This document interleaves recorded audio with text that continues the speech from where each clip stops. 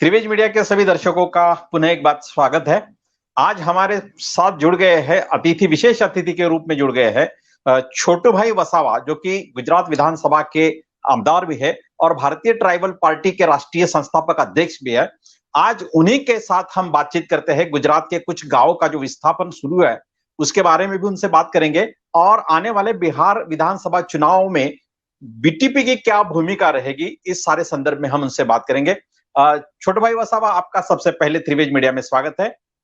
और जी सर। केवड़िया जो है ना, हाँ, बिल्कुल बिल्कुल। हाँ। वो तो एक प्रयोगशाला बना रहे हैं बीजेपी वाले। कांग्रेस भी इसमें शामिल है, क्योंकि 1962 में वो डैम का शिलान्यास किया था कांग्रेस ने। तब कितने लोग विस्थापन हुए थे, तब भी कांग्रेस बोली नहीं थी ना, वो तो पावर में थे, कैसे बोलेंगे।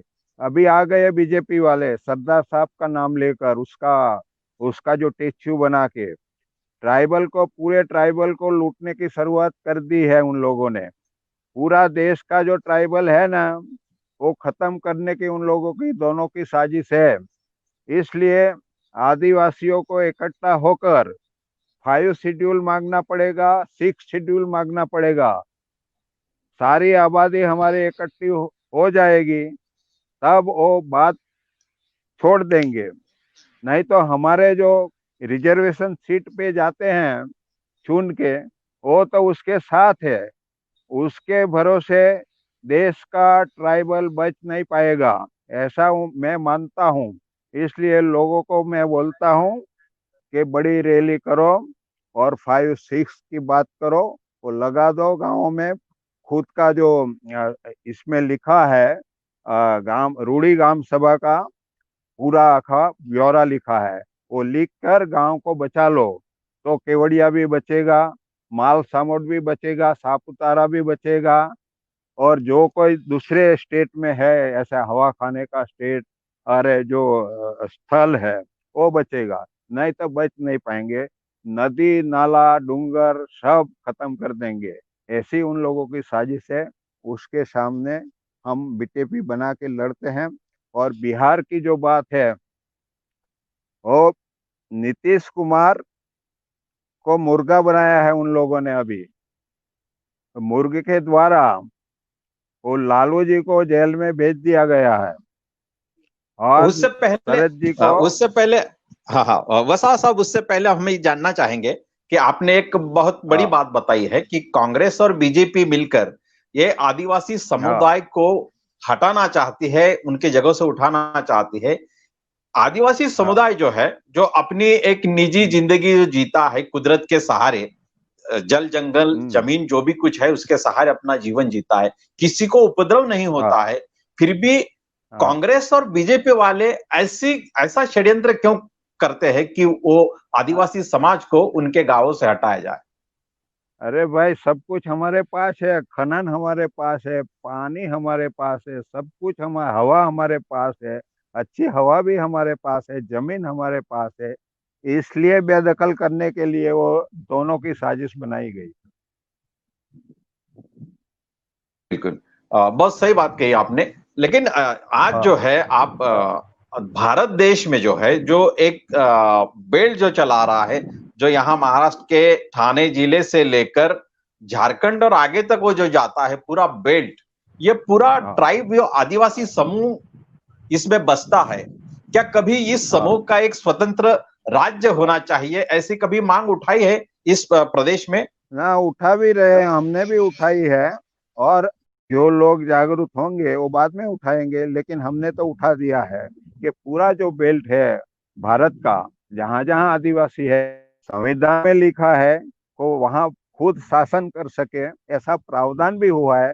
फिर भी वो लोग नहीं देते हैं। इसलिए मैं लोगों को बोलता हूँ, हमारे टिकट ले आते हैं, हमारे लोग बेचारे जानते नहीं है, उसको वोट दे देते हैं और वो पोपट बन जाते हैं। अभी वसा साहब, यदि आप बहुत दिनों से ये मांग कर रहे हो कि आदिवासी समुदाय के लिए संविधान की 5वीं अनुसूची जारी की जाए, उसको लगाया जाए। यदि संविधान की 5वीं अनुसूची लागू हो जाती है तो आदिवासी समाज के जीवन में क्या परिवर्तन हो सकता है? क्या बदलाव आ सकता है? खुद वो पावर में आ जाते हैं ना गांव लोग, तो गांव का जो जमीन है वो किसी को कहाँ देना है नहीं देना है वो तय कर लेते हैं। वो करते नहीं है, पांचवी सूची मिलती नहीं है, इसलिए सब वो जो फैक्ट्री वाले हैं, जो बिल्डर लोग हैं, वो आ जाते हैं सरकार के सहारे पे और हमारी जमीन ले लेते हैं। तो हम कैसे बच पाएंगे इस सरकार से? बिल्कुल बिल्कुल। वसा साहब, आप अभी जो आपने गुजरात से लेके राजस्थान और झारखंड, बिहार, ऐसा आपके पार्टी का अच्छा एक माहौल वहां पर बना हुआ है, अच्छी शक्ति आपकी खासी उन प्रदेशों में है। आप आने वाले बिहार चुनाव के संदर्भ में क्या भारतीय ट्राइबल पार्टी का क्या विशेष रोल रहेगा, या ये इस चुनाव में बीटीपी लड़ना चाहेगी कुछ सीटें? नहीं, देखते हैं, हमारे वहाँ कोई आदमी तो अभी है नहीं, लेकिन लड़ेंगे नहीं तो हम उसको हराने के लिए जाएंगे। वो जो नीतीश के साथ गठबंधन किया है उन लोगों ने, भारतीय ट्राइबल पार्टी ने, वो हमारा पूरा देश का दुश्मन पार्टी है। इसलिए हमारे आदमी, हम खुद भी जाएंगे वहाँ पर के लिए। हो, जो कोई आदमी लालू जी का पार्टी होगा, दूसरा कोई काम करता होगा, हम देखेंगे किसको सपोर्ट करना है, किसके तरफेण में बात करना है, तो जाएंगे हराने के लिए जरूर। बिल्कुल बिल्कुल। ये जो है साहब, अभी हाल ही में एक साल पहले लोकसभा के चुनाव भी गए, कुछ प्रदेशों के अभी विधानसभा चुनाव भी हुए। ये सारी राजनीतिक दलों को अगर देखते हैं तो ऐसी छोटी छोटी जो पार्टियां हैं देश में, जिसमें बीटीपी भी एक सशक्त लेकिन छोटी पार्टी है, ऐसी छोटी पार्टियां मिलकर क्या कोई थर्ड फ्रंट बनाना चाहते हैं? ऐसी कोई चर्चा है नेताओं में या आपस में कभी आप तक आई हो, ऐसा कुछ हुआ है? अभी तक तो हुआ भी है, नहीं भी हुआ है, लेकिन एक दिन सबको इकट्ठा होना पड़ेगा दोनों के सामने, जब जाकर वो देश बच पाएगा। नहीं तो ऐसा नहीं करेंगे तो लूटते रहेंगे, हम लूटाते रहेंगे। अभी जो आपने भारतीय ट्राइबल पार्टी, उसी के साथ साथ आपका एक सामाजिक संगठन भी रहा है आदिवासी समाज में। आप आदिवासी समाज को लेकर उसमें किस तरह की जागृति लाना चाहते हो एक सामाजिक संगठन के तौर पे? बस हमारा जो प्रावधान है संविधान में, और पूरा जो एरिया है ट्राइबल का भारत में, वो एरिया हमारे पास बचा रहे, ऐसी जागृति लाकर और इस एरिया को, देश का जो आदिवासी एरिया है, इलाका है, उसको बचाना पाते चाहते हैं हम। लेकिन जैसे हम अगर देखते हैं, जैसे पुरातत्व विभाग होता है देश का, वैसे किसी वो ढांचे को बचाता है, लेकिन आदिवासी समूह जो है, ये किसी भी देश की एक प्राचीन संस्कृति होती है, प्राचीन विरासत होती है। ये विरासत को बचाने के लिए क्या हमारे देश में कुछ विशेष प्रावधान है इस संदर्भ में? नहीं होगा तो करना पड़ेगा ना, उसको बचाना तो पड़ेगा ना। प्राचीन में जो हुआ है, संस्कृति हमारा है, वो कैसे हम छीन लेने जाएंगे, उसको छीना जाए देखने चाहते जाएंगे हम? वो हमारी बिल्कुल बिल्कुल। संस्कृति जो है ये लूटी जाती है, वो हम देख नहीं पाते हैं। इसलिए हमारे लोगों को जागरूक करके वो बचाना प्रयास करेंगे। हमारी जो पार्टी है बीटीपी, वो पार्टी है, हमारा संगठन है, वो सब मिलकर पूरी जानकारी हमारे लोगों को देंगे। और हमारा एरिया, हमारा जो देश है, आदिवासी इलाका है पूरा, वो पूरा देश ही हमारा है, लेकिन उन लोगों ने चढ़ाई करके पूरा देश हस्तगत किया है, वही लड़ाई चलेगी अब। वसा साहब, एक बात देखने में आती है कि जिस आदिवासी समूह का आप नेतृत्व करते हैं राजनीतिक तौर पे, लेकिन आपके खुद की अस्मिता है, आपकी पार्टी जो है आदिवासी के हित में अपना विचार लेके चल रही, लेकिन बहुत सारी पार्टियां जो है जिसका आपने जिक्र किया, कांग्रेस होगी, बीजेपी होगी, इन सारी पार्टियों में भी आदिवासी एमएलए है, आदिवासी सांसद है, वो कहीं भी आदिवासी के हित में आवाज उठाते हुए नहीं दिखते। तो इन लोगों के संदर्भ में आप क्या कहना चाहोगे? बस हमारे लोगों को बोलेंगे कि उसको, जो टिकट लाता है बीजेपी कांग्रेस का, उसको वोट मत देना, नहीं तो मर जाओगे। ऐसी बात हम करते रहे, आगे भी करेंगे, उसको हराएंगे एक दिन। लेकिन फिलहाल आज के दौर में अगर हम ये अगर पूछना चाहे कि आदिवासी समाज का जो लगातार विस्थापन होता है विकास के नाम पे, कहीं धरण हो जाते हैं, कहीं कुछ विकास की प्रक्रिया आ जाती है। अभी गुजरात के किसी केवड़िया के संदर्भ में एक बूथ बना दिया गया है, वहां के गांवों का विस्थापन हो रहा है। तो ये सारे जो जमीन है, आदिवासियों का विस्थापन है, इसकी संख्या लगभग कितनी है, इस संदर्भ में कुछ कहना चाहोगे? संख्या तो अभी पूरे देश में जो डैम बनाया गया है, इसमें 4700 बड़े डैम बने हैं ट्राइबल एरिया में पूरे देश में। इसमें 6 करोड़ लोग विस्थापन हुए हैं। वो आदिवासी जा करके आदिवासी है। इसलिए मैं बोलता हूँ कि सारा एरिया जो हमारी आबादी है 12 करोड़ जैसी, इसमें आधा तो हम विस्थापन हो चुके हैं। इसलिए उसका विरोध करना पड़ेगा। जो सरकार आएगी जो करती है उसका तो सामना करना पड़ेगा हम। बिल्कुल, ये बहुत बड़ी संख्या है कि हम अगर सोचे तो यूरोप के किसी बड़े देश के इतनी ये संख्या हो गई जो कि भारत में विस्थापित हो गई एक आदिवासी समाज के तौर पे। ये इन सारी बातों को रोकने के लिए, आदिवासी समाज को संगठित करने के लिए आप आने वाले दिनों में आंदोलन की कैसी दिशा दोगे? क्या इस संदर्भ में आप कहोगे? बस जागरूक करेंगे और रैली निकालेंगे। सरकार का ध्यान आए, इस ध्यान पर लाएंगे कि भाई हमारे लोग यहाँ जीना चाहते हैं, आप मरना चाहते हैं।